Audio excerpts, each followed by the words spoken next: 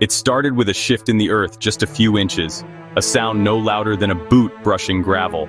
But the moment it happened, every archaeologist in the trench froze. They were part of an international dig in central Greece, one of those ancient hillside sites where the rock is loose, the sun relentless, and the deadlines tight. The lead graduate student had been kneeling at the edge of a wall, brushing away decades of soil from what appeared to be part of a mosaic floor. A junior team member was inside the trench, clearing out the opposite wall. And then, the collapse.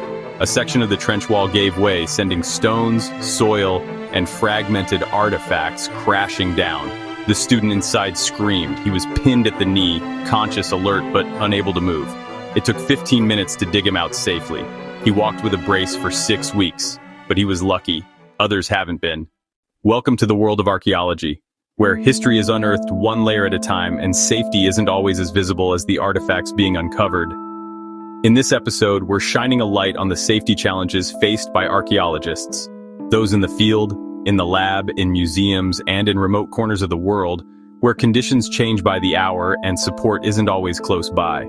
From trench collapses to exposure-related illness, from solo work to silent stress, this is the story behind the science, the human risks of rediscovering the past. Let's begin with the physical hazards, the ones you can see. In Peru, a team working at a high-altitude Inca site reported multiple cases of heat exhaustion and dehydration within the first week. The altitude, combined with poor hydration planning and insufficient acclimatization time, left 3 graduate students hospitalized. One had to be medevaced back to Lima after collapsing during a hike back from a survey grid. Another student became disoriented during data collection and wandered off the designated path, requiring a small search effort before being located. The crew had misjudged how long it would take their bodies to adjust to the elevation and underestimated the effects of solar radiation. Following the incidents, project leaders implemented a revised fieldwork schedule, mandatory hydration logs, and enforced rest periods, small changes that ultimately allowed the dig to continue safely. In Turkey, a dig site trench near an ancient temple partially collapsed when summer storms caused underground seepage. The rainfall had been unusually heavy that year, saturating the soil over several days and weakening the trench walls without obvious surface signs. The crew had dug deeper than usual to reach a collapsed wall and hadn't realized the stability had changed beneath their feet. One local assistant was inside the trench when the soil gave way. He suffered a fractured ankle and deep bruising, and had to be airlifted from the rural location to a regional hospital. The incident led the team to revise their pre-shift hazard assessments to include recent weather patterns, implement deeper wall shoring, and add water-resistant trench covers where possible. While the assistant recovered, the lesson stayed with the crew. Seasonal patterns aren't just background, they're a central part of site safety. In a cave system in Scotland, a team surveying Neolithic remains had to exit early after one of the graduate researchers experienced severe shortness of breath. Later tests revealed mold spores, amplified by the humid environment and poor ventilation, had triggered a serious allergic reaction. She had asthma. No one had asked. The incident sparked a rapid evacuation of the site and a 2-day work stoppage while air quality assessments were performed. The student required hospitalization and corticosteroid treatment, followed by a month-long recovery period. The organization involved later added mandatory pre-fieldwork health screenings and began issuing portable air quality monitors for cave or tomb work. It was a hard lesson, but one that may have prevented future respiratory emergencies from going unnoticed or unprepared for. A Canadian crew working on indigenous artifact mapping in northern Saskatchewan had a quad rollover while transporting gear from a base camp. The driver was alone, navigating through dense boreal terrain on a narrow trail that had partially eroded from spring runoff. Without a working GPS tracker or radio contact, he was unable to call for help after the ATV tipped into a ditch and rolled over.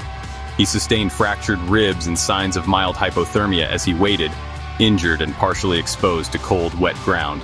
It took over 2 hours for a helicopter search team to locate him using aerial grid sweeps coordinated from the project's last known coordinates. The incident prompted an immediate review of solo field protocols. The crew was later outfitted with satellite beacons, daily check-in systems, and updated terrain hazard assessments. What could have been a tragedy became a turning point in how they prepared for even short-distance equipment runs. Even technology can introduce new risks. In Egypt, a drone being used for overhead site mapping lost signal and crashed into a tent, grazing a staff member's arm. The rotor blades opened a gash that required stitches. The drone had not been properly recalibrated after battery replacement, and no one had been assigned to monitor airspace. In Jordan, a desert excavation crew encountered a venomous viper under a collapsed ceramic drain pipe. The dig team had no anti-venom, and no local hospital stocked it. The worker was bitten on the forearm while clearing debris and immediately began to experience burning pain, swelling, and dizziness. Within an hour, his arm had swollen to twice its normal size, and he lost feeling in his fingers. He was flown to a neighboring country within 24 hours, but not before experiencing extreme swelling, nausea, and temporary paralysis in his arm. The team later learned that while venomous snake encounters were rare, the region had recently seen an uptick due to shifting seasonal temperatures. In response, the project partnered with a regional wildlife authority to supply future crews with field-appropriate snakebite kits and basic venom recognition training. Satellite communication protocols were also upgraded, and every member of the crew received a new laminated emergency action card outlining steps for bites, stings, and animal encounters. And these are just the dig sites. According to a 2021 survey conducted by the Chartered Institute for Archaeologists, CIFA, 63% of field archaeologists reported having worked in extreme weather conditions without adequate protection or shelter, and 41% admitted they had never received formal training in field-specific health and safety practices. These numbers reflect a gap that many institutions are only beginning to address. Archaeological work doesn't stop once something is unearthed. In university labs and museum basements around the world, researchers are handling moldy textiles, aged bone material, and chemical preservatives.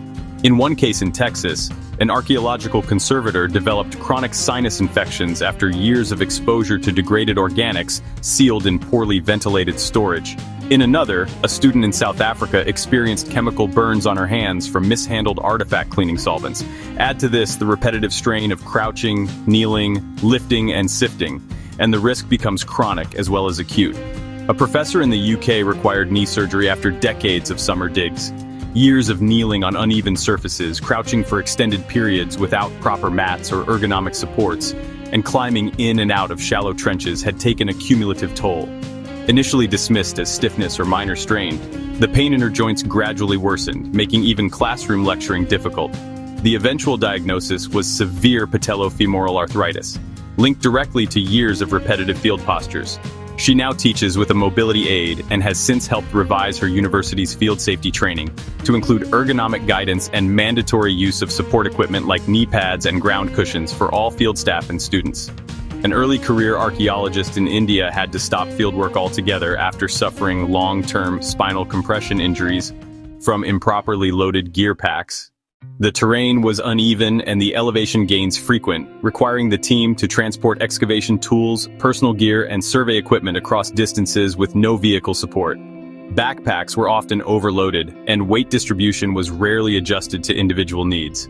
Over time, the archaeologist began experiencing numbness in the legs and intense lower back pain. After a field season that involved near-daily hikes to remote sites, she was diagnosed with spinal disc degeneration and nerve impingement. She attempted physical therapy but was eventually forced to transition into non-field academic work. Her experience later contributed to new guidelines within her university program, emphasizing safe load limits, gear fit training, and rotational task assignments to minimize long-term strain. Now let's talk about isolation and remote work. In Peru, the high-altitude dig mentioned earlier, communications went down for 3 days after a solar flare disrupted radio and GPS signals.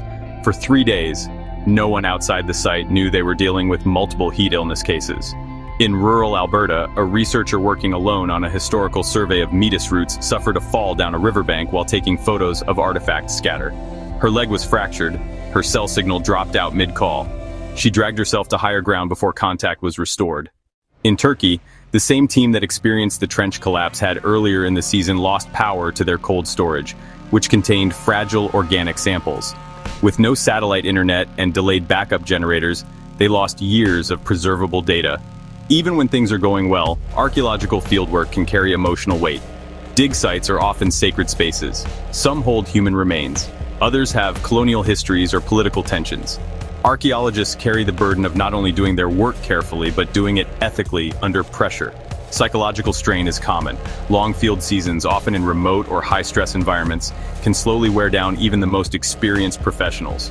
Cultural sensitivity, especially when excavating sites of historical or spiritual significance, adds emotional weight to every decision.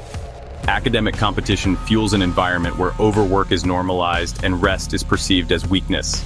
Imposter syndrome quietly erodes confidence, especially among students and early career researchers who may already feel out of place. The silence after a mistake can linger far longer than the incident itself, and the fear of reporting a near miss, of being seen as careless or weak, can be paralyzing. When these pressures go unspoken, they don't disappear, they accumulate.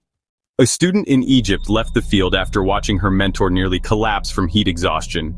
She had recommended they stop hours earlier. She didn't speak up again, not even after he blacked out. A young archaeologist in the US experienced a panic attack after being assigned to a dig site alone for 6 days. The nearest village was over 30 kilometers away. She journaled the whole experience, but she never told her advisor. A graduate student in Greece developed chronic insomnia and migraines after a collapsed trench incident. He finished his thesis, but hasn't returned to fieldwork since. And this is why safety observations matter. They're more than just hazard checks. They are a way of watching over each other, of noticing when someone's backpack is too heavy, when the team has skipped a water break, when mold is starting to form in an enclosed space, when someone's crouching in a trench that looks just a little too deep, when the new intern hasn't said anything all day and might be too intimidated to ask for help. And they are a way of changing the culture, from silence to safety. Some institutions are leading the way. For example, the University of California system implemented a revised field research safety manual in 2020 after a series of high-risk incidents across multiple disciplines, including archaeology. The program includes mandatory field safety plans, hazard communication protocols, and mental health check-ins for extended field work. Since its introduction, UC campuses have reported a 35% increase in near-miss reporting and a significant reduction in incidents requiring emergency response. In the UK, one university now mandates dig safety debriefs after every field season. In Peru, a major project added a local health liaison to every crew to advise on altitude and heat. In Alberta, a field program incorporated trauma-informed leadership training for site supervisors after a student disclosed past anxiety around being left alone. In Egypt, a digital system for daily health check-ins was implemented across 3 university teams. It caught early signs of dehydration in 2 cases before they became emergencies. These changes didn't come from regulations. They came from people. People who noticed something. People who spoke up. So, to the archaeologists watching this, whether you're knee-deep in a trench, hunched over a microscope, preserving relics in a lab, or sketching site maps in the rain, thank you. Thank you for preserving the past, but also, take care of your present. And if you've ever experienced a close call, a near miss, a day you almost didn't come home, we want to hear from you. What did you notice? What could have made a difference? Drop it in the comments. Subscribe to Safety Smart HQ. Share this with your field teams. Let's make sure safety is part of the story we pass on. You're not alone.